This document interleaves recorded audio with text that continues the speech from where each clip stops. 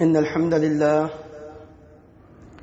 نحمده ونستعينه ونستغفره ونعوذ بالله من شرور أنفسنا ومن سيئات أعمالنا من يهده الله فلا مضل له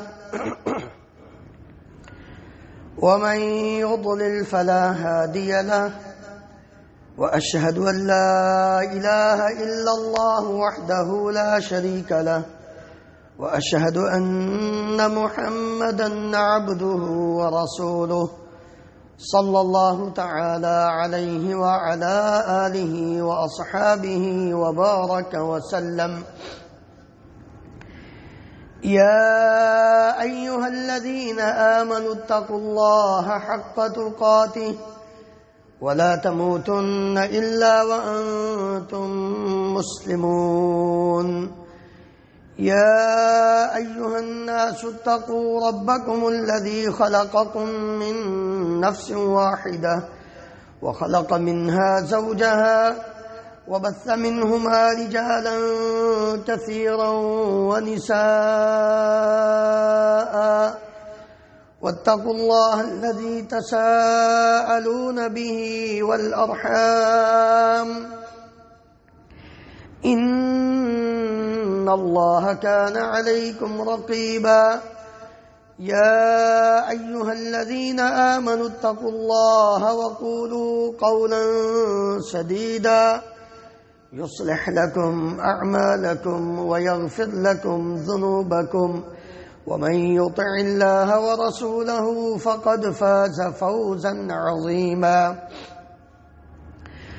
أما بعد فإن خير الحديث كتاب الله وخير الهدي هدي محمد صلى الله عليه وسلم وشر الأمور محدثاتها وكل محدثة بدعة وكل بدعة ضلالة وكل ضلالة في النار. رب اشرح لي صدري ويسر لي أمري واحلل عقدة من لساني يفقه قولي. اللهم انفعنا بما علمتنا وعلمنا ما ينفعنا وزدنا علما. سبحانك لا علم لنا إلا ما علمتنا إنك أنت العليم الحكيم. رب أوزعني أن أشكر نعمتك التي أنعمت علي وعلى والدي وأن أعمل صالحا ترضاه وأصلح لي في ذريتي إني تبت إليك وإني من المسلمين. رب أعوذ بك من همزات الشياطين وأعوذ بك رب أن يحضرون. اللهم اجعلني صبورا شكورا واجعلني في عيني صغيرا وفي أعين الناس كبيرا. اللهم طهر قلوبنا من النفاق وأعمالنا من الضياء وألسنتنا من الكذب وأعيننا من الخيانة فإنك تعلم خائنة الأعين وما تخفي الصدور. ہر قسم کی حمد و ثنا اللہ رب العالمین کی ذات گرامی کے لیے، ان گنت لا تعداد بے شمار درود و سلام اس ہستی مقدس پر جن کا نام نامی اسم گرامی محمد رسول اللہ صلی اللہ علیہ وآلہ وسلم ہے۔ محترم حضرات، حج کا موسم شروع ہوا چاہتا ہے۔ ان مہینوں کو نبی کریم صلی اللہ علیہ وآلہ وسلم نے حج کے مہینے قرار دیا ہے۔ شوال، ذوالقعدہ اور ذوالحجہ کے ابتدائی 10 دن مسلمان کے دل کے اندر شوق ہوتا ہے کہ مجھے بھی اللہ رب العالمین اپنے گھر کی زیارت نصیب فرمائے۔ جو مومن ہے، جو مسلمان ہے، اس کے دل میں یہ شوق ضرور ہوتا ہے، ایمان سے خالی نہ ہو، بس ظاہری کلمہ پڑھنے والا نہ ہو، وہ 30 35 سال 50 سال ان علاقوں میں، ان ملکوں میں رہ کر چلا جائے، بد نصیب بد قسمت ہوگا کہ جس نے حج تو دور کی بات ہے کبھی عمرے کے لیے بھی ارادہ نہ کیا ہو۔ ہیں ایسے بھی بد نصیب جو صرف لفظی مسلمان ہیں، عملی نہیں۔ ایک مومن ہو، ایک مسلمان ہو، کلمہ پڑھے لا الہ الا اللہ محمد رسول اللہ صلی اللہ علیہ وسلم، اور اس کے دل میں یہ شوق نہ ہو کہ میں اپنے رب کے گھر کی زیارت کروں، وہ گھر ان اول بیت وضع للناس للذی ببکۃ مبارکا وہدی للعالمین فیہ آیات بینات مقام ابراہیم وَلِلَّهِ عَلَى النَّاسِ حِجُّ الْبَيْتِ مَنِ اسْتَطَاعَ إِلَيْهِ سَبِيلًا، وہ گھر جو امن والا ہے، جو ہدایت والا ہے، جس گھر کا حج کرنا اللہ رب العالمین نے فرض قرار دیا ہے ہر صاحب استطاعت پر، اس کا شوق پیدا نہ ہو۔ جس گھر کی قسم کھائی، جس شہر کی قسم کھائی، وہ تین تجھے پیدا کرنے سے پہلے رب العالمین نے اس گھر کی قسم کھائی ہے، والتین والزیتون وطور سینین وهذا البلد الامین لا اقسم بهذا البلد وانت حل بهذا البلد۔ اللہ رب العالمین قسمیں کھا رہا ہے، مجھے اس شہر کی، اس بلد کی قسم ہے۔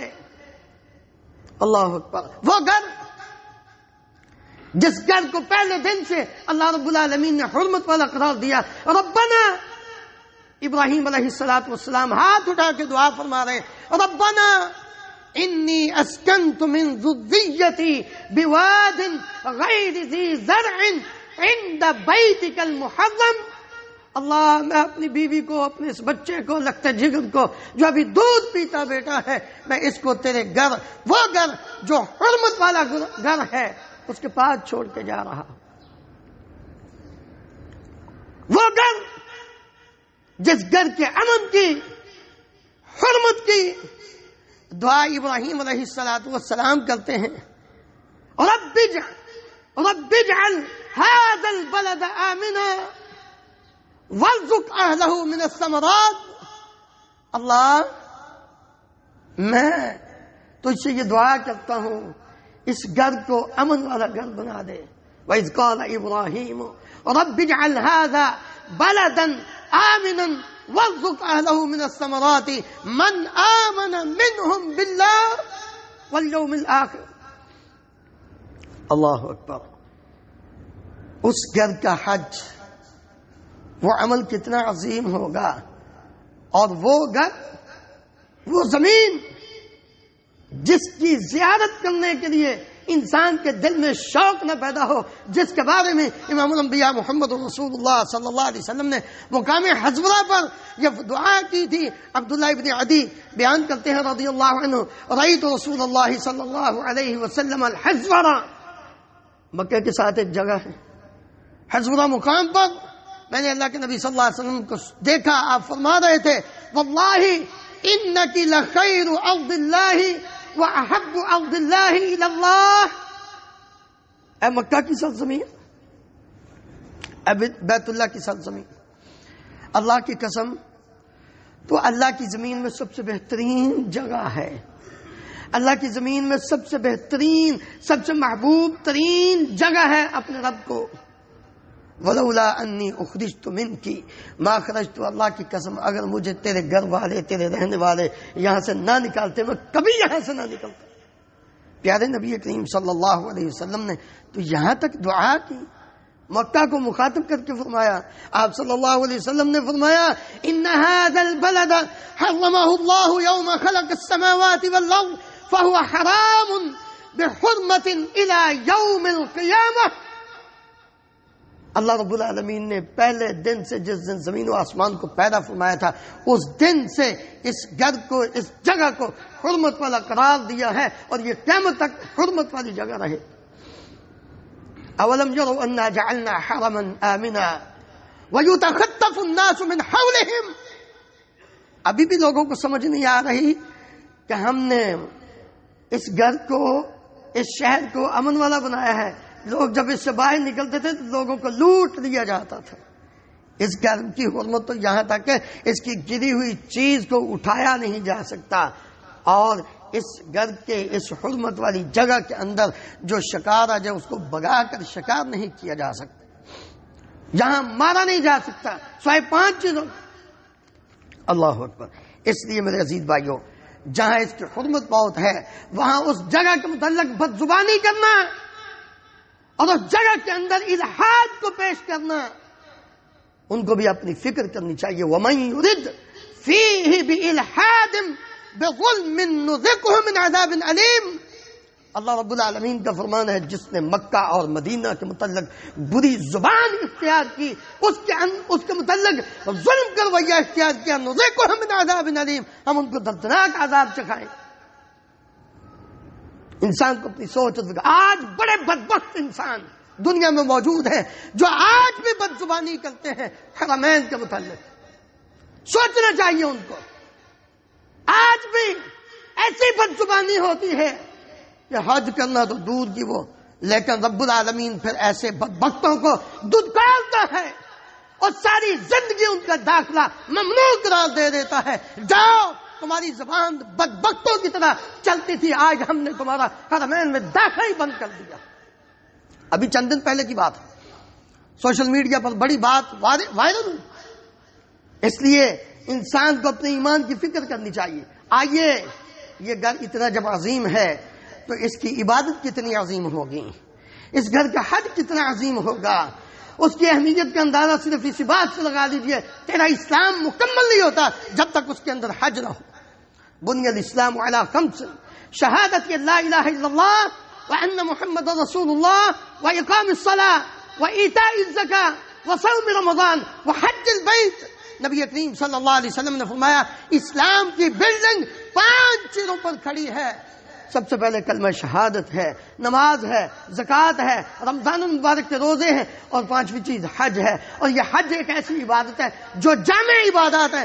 حافظ ابن حجر رحمہ اللہ فرماتے ہیں کہ یہ جامع العبادات ہے، اس کے اندر ساری عبادتیں، قولی، بدنی، مالی، ہر قسم کی عبادت اس کے اندر شامل ہو جاتی ہے. انسان اس کے اندر نماز بھی پڑھتا ہے، حج کے اندر نماز بھی پڑھتا ہے. حج کے دنوں میں عشرہ ذوالحجہ آئے گا نا، پھر اس وقت بات کریں گے ان کی فضیلت کے حوالے سے. انسان روزے بھی رکھتا ہے، پھر انسان ان دنوں میں اپنا مال خرچ بھی کرتا ہے، بدنی مشقت، سفر کی صعوبت بھی برداشت کرتا ہے. یہ ایک ایسی سال کے اندر عبادت ہے جو جامع العبادات ہے. کوئی اور عبادت ایسی نہیں جس کے اندر ساری عبادتیں اکٹھی ہو جائیں. اس کی اہمیت کا اندازہ اس بات سے آپ لگا سکتے ہیں. اللہ اکبر. اور فضائل، شرائط کیا ہیں کہ انسان سب سے پہلے مسلمان ہو، عاقل ہو، بالغ ہو. کافر پر حج فرض نہیں، مجنون پر حج فرض نہیں، نابالغ بچہ چھوٹا اس پر حج فرض نہیں. آزاد ہو. غلام جو اس وقت تصور ہوتا تھا غلاموں کی خرید و فروخت کا، اس پر حج فرض نہیں ہوتا تھا. 5ویں شرط کے استطاعت ہو، صحت بھی اجازت دیتی ہو، مال و دولت بھی ہو کہ زیادہ راہ خرچ کرنے کے لیے اس کے پاس اتنے پیسے ہوں. اور تیسری استطاعت کے اندر چیز پائی جاتی ہے کہ وہ انسان سفر پر امن ہو، راستہ پر امن ہو. اور اسی طرح اگر عورت ہے تو اس کے لیے ایک 6ٹھی شرط یہ بھی ہے کہ اس کا محرم بھی اس کے ساتھ ہو. یہ 6 شرطیں جس مسلمان کے اندر پائی جائے اس پر حج فرض ہو جاتا ہے. ان اللہ فرض الحج، ان اللہ قد فرض علیکم الحج فحجوا. نبی کریم صلی اللہ علیہ وسلم نے فرمایا اللہ رب العالمین نے تم پر حج فرض کیا ہے، لہذا تم حج کرو۔ ایک صحابی کھڑے ہوئے، افی کل عام، اللہ کے رسول کے ہر سال؟ آپ خاموش رہے۔ دوسری بات، تیسری بات، اب میں لو قلت نعم لوجبت ولم استطعتم، اگر میں کہہ دیتا ہاں ہر سال حج فرض ہے تو وہ تم پہ واجب ہو جاتا، پھر تم اس کی استطاعت نہ رکھتے، لہذا جتنی بات کہوں اس کو بس لے لیا کرو۔ زندگی میں ایک بار حج صاحب استطاعت پر فرض ہے۔ ہم کیا کہتے ہیں؟ ابھی بیٹے کی شادی کرنی ہے، ابھی بیٹی کی شادی کرنی ہے، ابھی گھر بنانا ہے، ابھی یہ کرنا ہے، ابھی فلاں دنیا کا کام۔ او بھائی جب موقع مل جائے چھوڑ دو سب کچھ، پہلے اللہ کے گھر کا حج کرو، یہ فرض ہے۔ ایک مسلمان کے اسلام کے مکمل ہونے کے لیے حج کرنا لازمی اور ضروری ہے جب اس کے پاس استطاعت ہو۔ اللہ اکبر، حج کی فضیلتیں کتنی ہیں بے شمار۔ نبی کریم صلی اللہ علیہ وسلم نے فرمایا یہ تو اللہ کے مہمان ہیں۔ آج بادشاہ وقت امیر البلاد وہ دعوت دے، اپنا مہمان بنائے تو ہمارے پاؤں نہیں نیچے لگتے، ہم سب کو بتاتے پھرتے ہیں آج ہمیں شیخ نے بلایا ہے، ہم بادشاہ کے مہمان ہیں۔ نبی کریم صلی اللہ علیہ وسلم نے فرمایا یہ کتنے خوش نصیب ہے۔ کون؟ جابر بن عبداللہ رضی اللہ عنہ بیان کرتے ہیں الحجاج والعمار وفد اللہ دعاهم فاجابوه سألوه فاعطاهم۔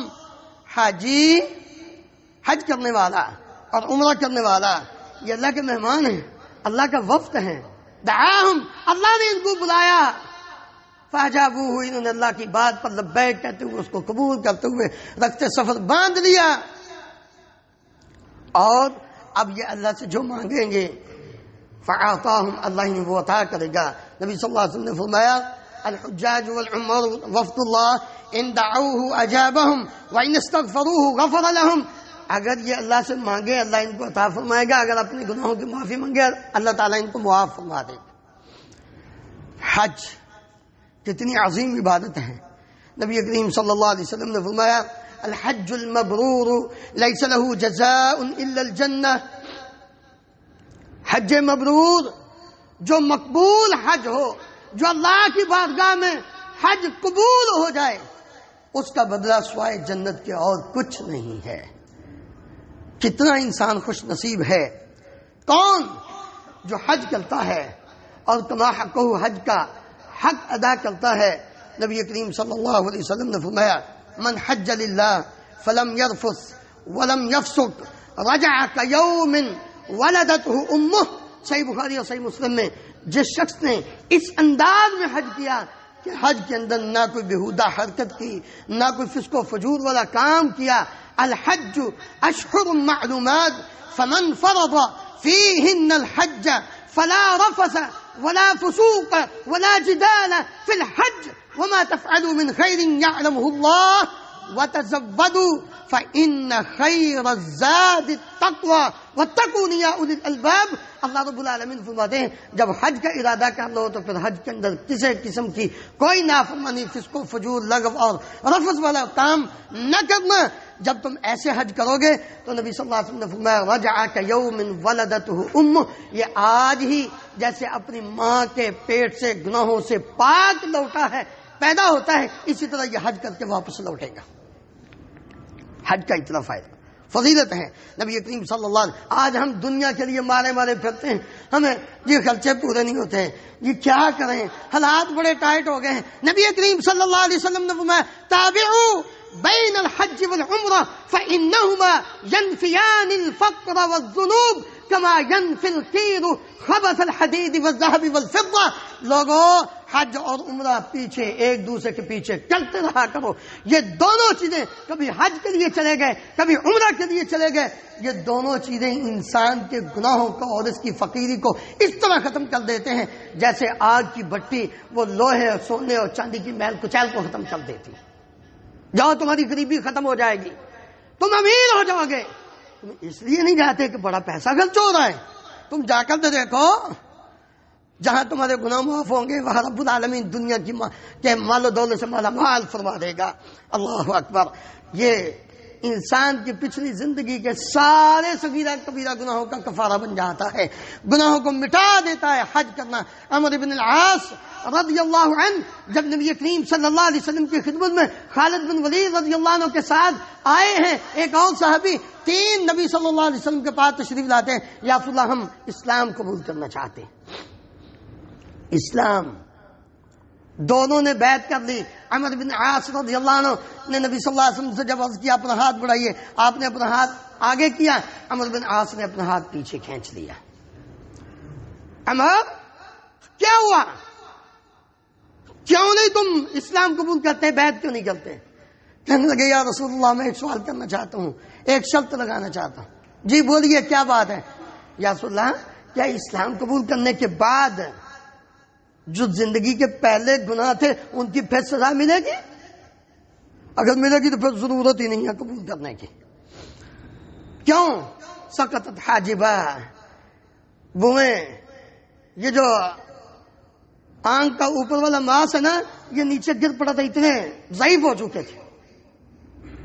نبی کریم صلی اللہ علیہ وسلم نے فرمایا عمر اما علمت یا عمر ان الاسلام یہدم ما کان قبلہ، جب کوئی انسان کفر سے اسلام میں آتا ہے تو اسلام قبول کرنے سے انسان کی پچھلی زندگی کے سارے صغیرہ کبیرہ گناہ معاف ہو جاتے ہیں۔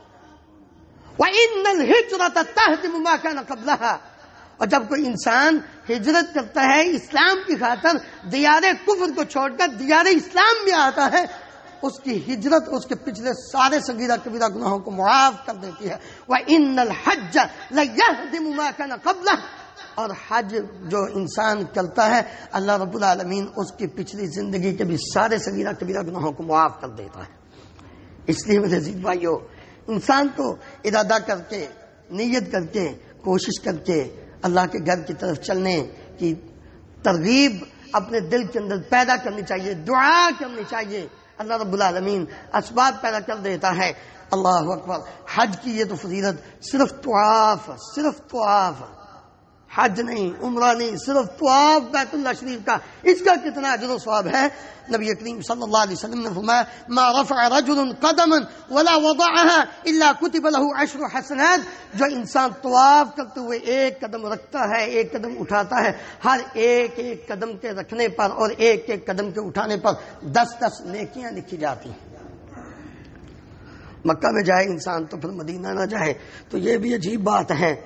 جی جہاں میرے پیارے نبی صلی اللہ علیہ وسلم پیدا ہوئے اس کی شان، اور جہاں آپ نے اپنی زندگی کی آخری راتیں گزاری، آرام فرما رہے ہیں، اس کی کیا شان ہے؟ آئیے تھوڑی سی اس کی بھی بیان کر دیں۔ نبی کریم صلی اللہ علیہ وسلم نے فرمایا الصلاۃ فی مسجدی ھذا خیر من 1000 صلاۃ الا المسجد الحرام، میری اس مسجد میں، مسجد نبوی میں ایک نماز ادا کرنا باقی جگہوں میں 1000 نماز ادا کرنے سے افضل ہے، سوائے مسجد حرام کے، کیونکہ مسجد حرام میں بیت اللہ شریف میں ایک نماز ادا کرنا 1,00,000 نماز سے افضل ہے۔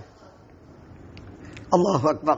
مدینہ منورہ نبی کریم صلی اللہ علیہ وسلم ہجرت کر کے گئے، ابوبکر صدیق رضی اللہ عنہ، بلال رضی اللہ عنہ بیمار ہو گئے، بہت بخار ہو گیا، مدینہ منورہ کی آب و ہوا موافق نہ آئی۔ پیارے نبی صلی اللہ علیہ وسلم نے مدینہ کے لیے دعا کی اللہم حبب الینا المدینہ کحبنا مکہ او اشد، اے اللہ ہمارے دلوں میں مدینہ کی محبت ڈال، میں ان کو مکہ سے یہاں لایا ہوں اسلام کی سربلندی کے لیے، آج اگر یہ ان کے دلوں میں مدینہ کی محبت پیدا نہ ہوئی تو یہ تو یہاں سے بھاگنے کے لیے کوشش کریں گے، بیمار ہو گئے ہیں، یا اللہ مکہ کی طرح یہ مکہ سے بھی زیادہ مدینہ کی محبت ڈال دے۔ اور ساتھ ہی کیا فرمایا اللہم بارک لنا فی صاعنا وفی مدنا وصححها لنا وانقل حماها الى الجحفہ، صحیح بخاری اور صحیح مسلم میں نبی صلی اللہ علیہ وسلم نے فرمایا اللہ مدینہ کے سا میں، مدینہ کے مد میں برکت پیدا فرما دے ہمارے لیے، اور اس مدینہ کو ہمارے لیے صحیح فرما دے، اور اس کے اندر جو بخار ہے نا، جو بیماری ہے، اس کو جوفا کی طرف منتقل کر دے۔ نبی صلی اللہ علیہ وسلم دعا فرما رہے ہیں۔ اللہ اکبر۔ صرف مدینہ کی بات نہیں، مدینہ منورہ میں رہنے والوں کی کے لیے محبت کی دعا، ان کی فضیلت، انصار کی۔ آپ صلی اللہ علیہ وسلم نے فرمایا والذی نفسی بیدہ انکم احب الناس الی اے انصاریو اللہ کی قسم تم مجھے سارے لوگوں سے زیادہ محبوب ہو۔ انصار سے محبت کرنے والا مومن ہے، نبی صلی اللہ علیہ وسلم نے فرمایا، اور انصار سے بغض رکھنے والا منافق ہے۔ نبی صلی اللہ علیہ وسلم نے فرمایا انصار سے جو محبت کرتا ہے وہ میری وجہ سے محبت کرتا ہے، جو انصار سے بغض رکھتا ہے وہ مجھ سے بغض رکھتا ہے، میرے ساتھ وہ منافقت کرتا ہے۔ مدینہ کی حرمت بھی اسی طرح جس مکہ کی حرمت نبی صلی اللہ علیہ وسلم نے فرمایا ان ابراہیم حرم مکہ وانی حرمت المدینہ ما بین لابتیہا لا یقطع عضاها ولا یصاد صیدها۔ صحیح مسلم میں نبی صلی اللہ علیہ وسلم کا فرمان کہ ابراہیم علیہ السلام نے مکہ کو حرمت والا قرار دیا اور میں مدینہ کو حرمت والا قرار دیتا ہوں۔ آج اس کی حدود مقرر ہے دو پہاڑوں کے درمیان۔ آپ صلی اللہ علیہ وسلم نے فرمایا اس کا کوئی درخت کاٹا نہیں جائے گا اور اس کا کوئی شکار اس کے اندر آیا اس کو شکار نہیں کیا جائے گا۔ اللہ اکبر۔ یہی بس نہیں، نبی صلی اللہ علیہ وسلم نے مدینہ منورہ میں رہنے کی رہائش کی فضیلت جو بیان فرمائی، المدینہ خیر لہم لو کانوا یعلمون، مدینہ تو ان کے لیے بہت ہی بہتر اگر ان کو پتہ چل جائے۔ لا يدع احد رغبۃ عنها الا ابطل الله فيها من هو خیر منه۔ کوئی شخص مدینہ سے بے رغبتی کرتے ہوئے نکل جائے وہاں سے، وہ اللہ کا کچھ نہیں بگاڑتا، مدینے کا کچھ نہیں بگاڑتا۔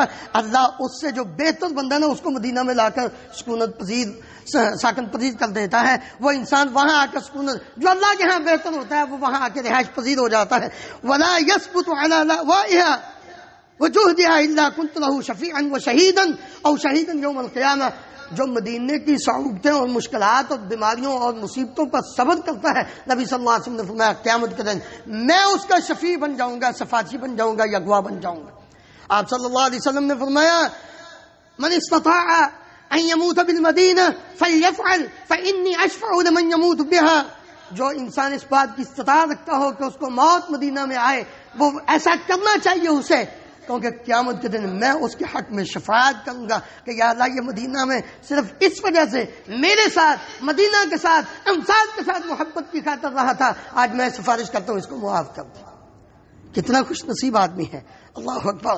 عمر بن خطاب رضی اللہ عنہ نے کتنے صدق دل سے اس وقت دعا کی تھی، اللہم جب ہر طرف اسلام کا بول بالا تھا دعا کیا کرتے ہیں، اللہم ارزقنی شہادۃ فی سبیلک وَاجْعَلْ مَوْتِي فِي بَلَدِ رَسُولِكَ۔ کسی نے پوچھا امیر المومنین اب کہاں جہاد، کہاں شہادت مدینہ میں؟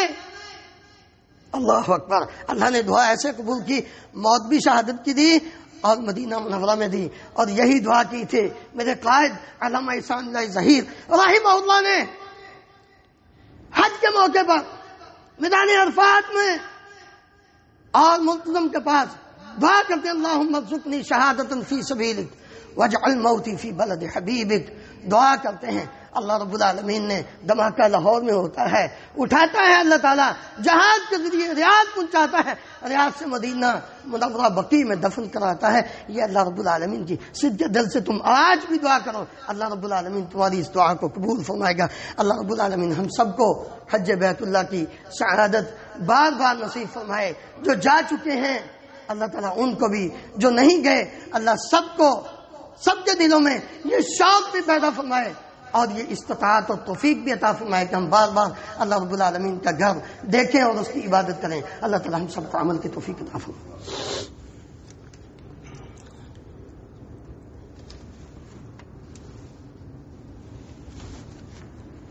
ان الحمد لله نحمده ونستعينه ونستغفره ونعوذ بالله من شرور انفسنا ومن سيئات اعمالنا من يهده الله فلا مضل له ومن يضلل فلا هادي له واشهد ان لا اله الا الله وحده لا شريك له واشهد ان محمدا عبده ورسوله صلى الله تعالى عليه وعلى اله واصحابه وبارك وسلم۔ محترم حضرات، یہ سفر اتنا مبارک سفر ہے جو انسان حج کے لیے یا عمرہ کے لیے نکلتا ہے، اگر راستے میں اس کی موت واقع ہو جاتی ہے، پیارے نبی صلی اللہ علیہ وسلم نے فرمایا من خرج حاجا فمات كتب له اجر الحاج الى يوم القیامہ۔ زندگی میں تو اس نے یہ ایک حج کرنا تھا، حج کر کے اپنی زندگی میں واپس گھر آ جانا تھا، اس کو ایک حج کا ثواب ملنا تھا۔ لیکن اگر یہ شخص اس سفر میں حج سے پہلے یا اس دوران فوت ہو جاتا ہے، پیارے نبی صلی اللہ علیہ وسلم نے فرمایا قیامت تک اس کے لیے ہر سال حج کا ثواب لکھا جاتا ہے۔ کتنا مبارک سفر! ہم دنیا کے سفروں کے لیے کتنے پریشان، فلاں جگہ کا وزٹ کریں، آؤٹنگ کے لیے جائیں، ہم فلاں جو علاقہ نا بڑا خوبصورت ہے، اللہ کے بندو سب سے خوبصورت جگہ یا اللہ کا گھر مکہ ہے یا اللہ کے نبی صلی اللہ علیہ وسلم کی مسجد نبوی ہے، جاؤ ادھر جاؤ، اللہ توفیق دے۔ تو آپ صلی اللہ علیہ وسلم میدان عرفات میں ایک صحابی احرام کی حالت میں وقصتہ الناقہ، ایک آدمی کی اونٹنی نے اس کو گرایا، گردن ٹوٹ گئی۔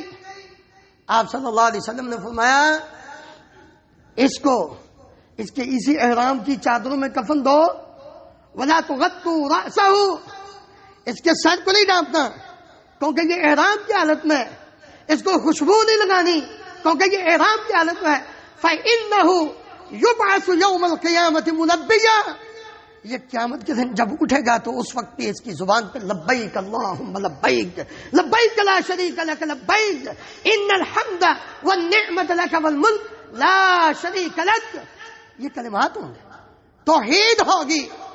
آج ہم رب العالمین کے ساتھ شریک کرتے ہیں، کبھی صرف مسلمان نے اس تلبیہ کے معنی اور مفہوم کو سمجھ لیا ہوتا تو شرک سے بچ جاتا۔ اس لیے آئیے اپنے رب کے ساتھ عہد کریں، عزم کریں، اللہ ہمیں بھی توفیق عطا فرما۔ اور جب اللہ توفیق دے تو پھر اس سفر سے پہلے انسان کو چند چیزوں کا خیال رکھنا ہے۔ سب سے پہلے اخلاص، وما امروا الا ليعبدوا الله مخلصين له الدين، اخلاص سب سے ضروری۔ رزق حلال، ان اللہ طیب لا يقبل الا طیبا، اللہ حرام مال کو نہیں قبول کرتا۔ اور تیسری چیز کہ سچی توبہ کرے، اگر کسی کا حق ہے حقوق العباد تو اس کو ادا کرے۔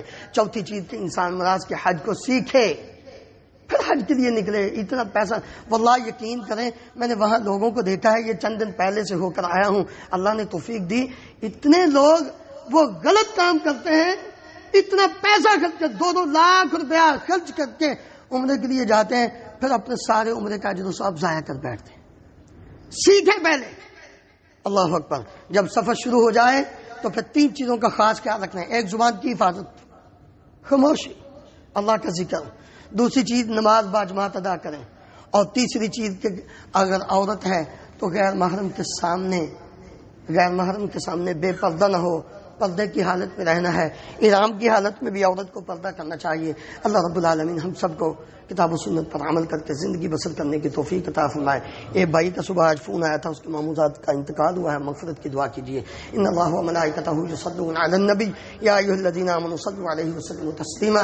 اللهم صل علی محمد وعلی آل محمد كما تحب وترضى۔ اللهم اغفر لنا وللمؤمنین والمؤمنات والمسلمین والمسلمات الأحياء منهم والأموات۔ اللهم اغفر لجميع موتى المسلمين الذين شهدوا لك بالوحدانية ولنبيك بالرسالة وماتوا على ذلك۔ اللهم اغفر لهم وارحمهم وعافهم واعف عنهم وأكرم نزلهم ووسع مدخلهم واجعل قبورهم روضة من رياض الجنة۔ اللهم اشف مرضانا ومرضى المسلمين، اذهب الباس رب الناس واشف انت الشافي، لا شفاء إلا شفاؤك شفاء لا يغادر سقما۔ اللهم فرج هم المهمومين ونفس كرب المكتوبين واقض الدين عن المدينين۔ اللهم انصر الإسلام والمسلمين، اللهم انصر إخواننا المستضعفين في كل مكان، اللهم انصر إخواننا المسلمين المستضعفين في مسجد الأقصى۔ اللهم أرنا الحق حقا وارزقنا اتباعه وأرنا الباطل باطلا وارزقنا اجتنابه۔ اللهم أرنا الحق حقا وارزقنا اتباعه وأرنا الباطل باطلا وارزقنا اجتنابه۔ اللهم آمنا في أوطاننا واجعل هذا البلد آمنا مطمئنا رخاء سخاء وسائر بلاد المسلمين۔ سبحان ربك رب العزة عما يصفون وسلام على المرسلين والحمد لله رب العالمين۔